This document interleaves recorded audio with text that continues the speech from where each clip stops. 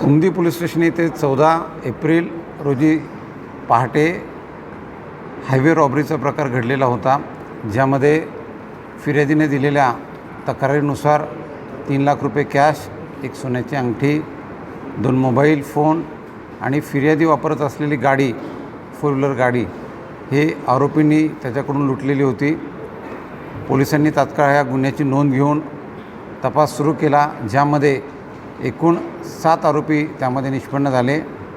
आरोपींची संख्या बघता त्या ठिकाणी दरोड्याचा गुन्हा कलमवाढ करण्यात आली।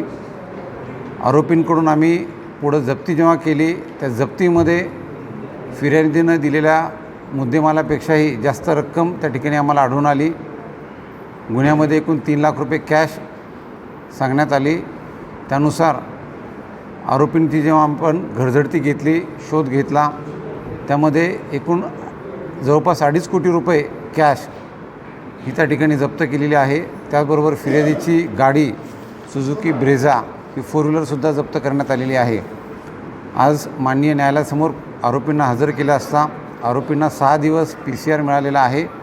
या दरम्यान आम्ही अधिकचा तपास करणार आहोत। ही कॅश कुठून आली याबाबतही आपण आयकर विभागालाही कळवलेलं आहे। त्यांच्याकडूनही चौकशी चालू आहे आणि पुढची कारवाई पोलीस विभाग त्याचबरोबर आयकर विभागही करत आहे।